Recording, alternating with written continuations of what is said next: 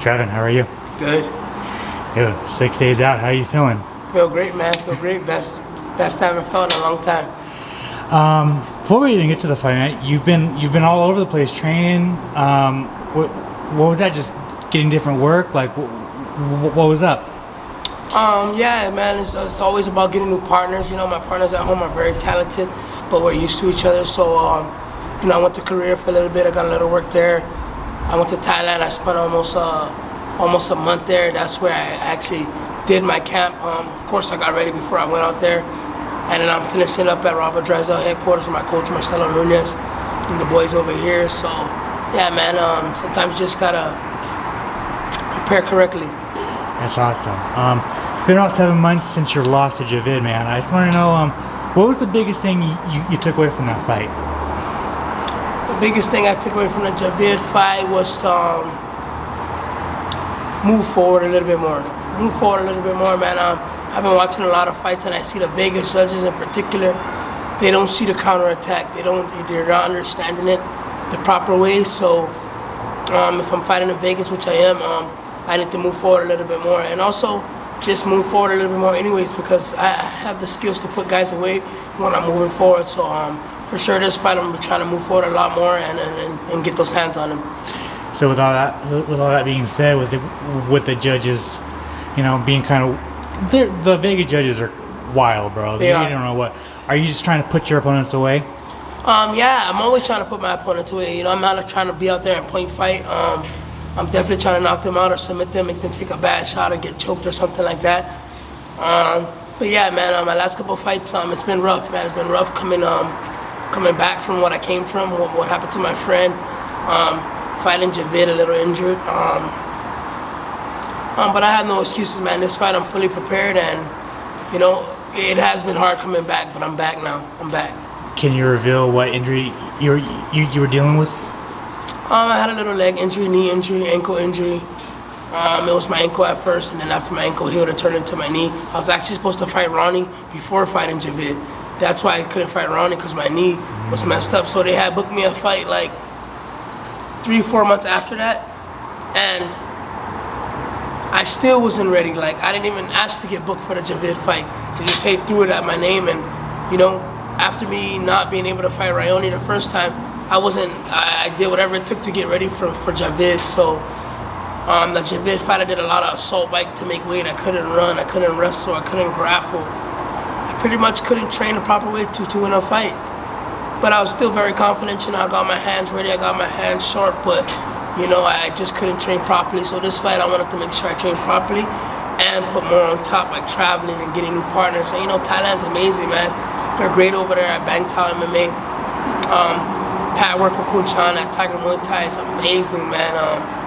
There's just a lot of good things that went into this camp that I'm happy, and I'm expecting myself to perform a lot better in any fight in my life, not just my last fight or any fight. I'm talking any fight in my life.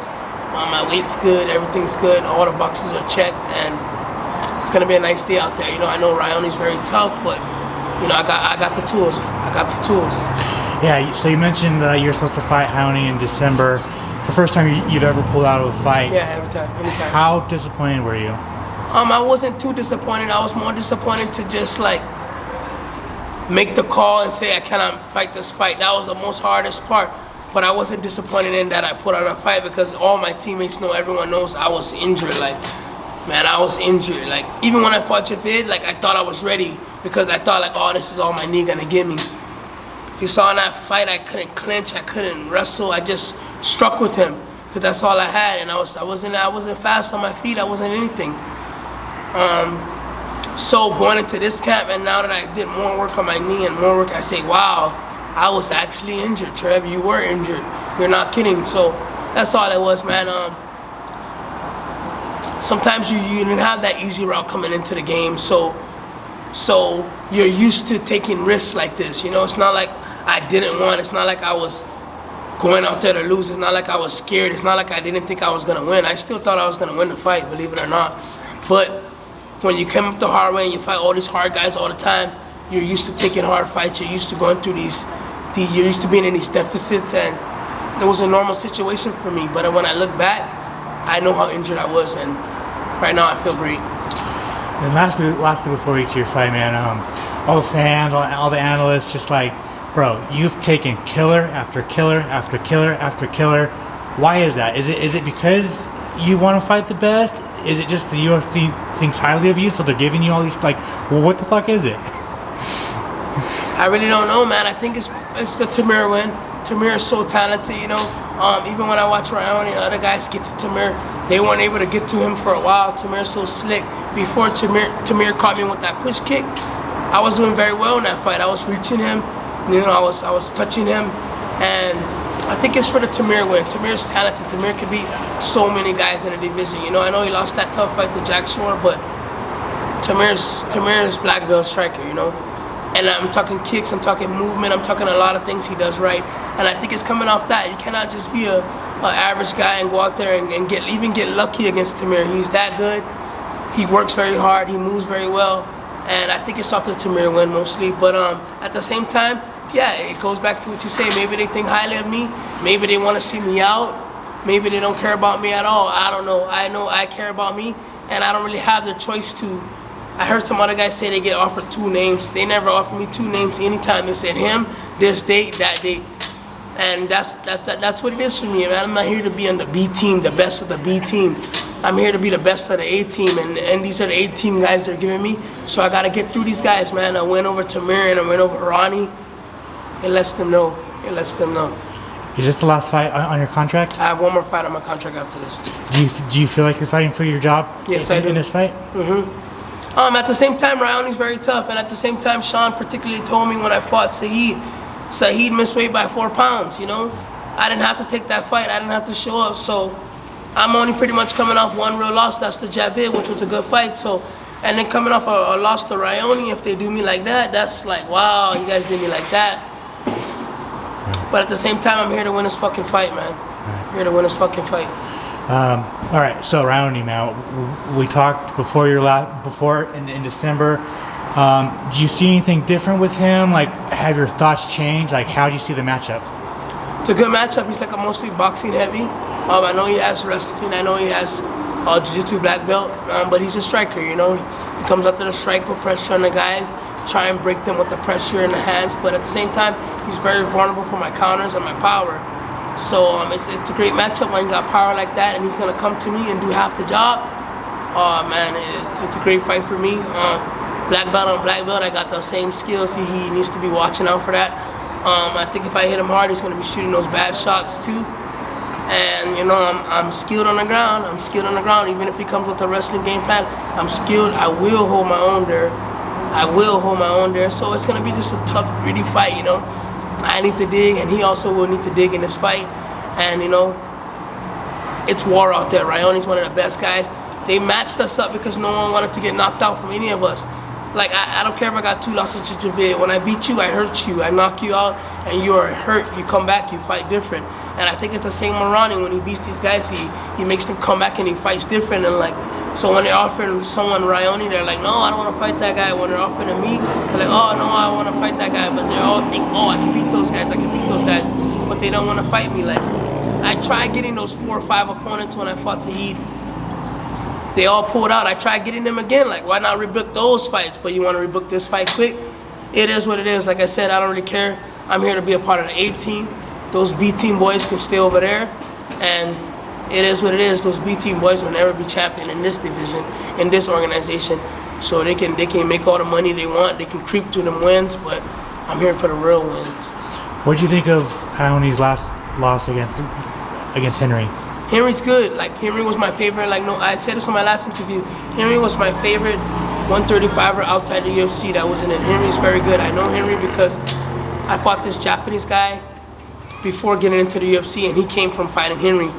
So I was studying the matchup. You know, he's a very talented Japanese guy. I watched that fight versus him and Henry a lot because I used that to study. And yeah, Henry was talented. Oscar was doing very good against Henry though. He was getting nice takedowns and everything off Henry, but Henry stayed on his face, stayed with that push kick, and he stayed gritty.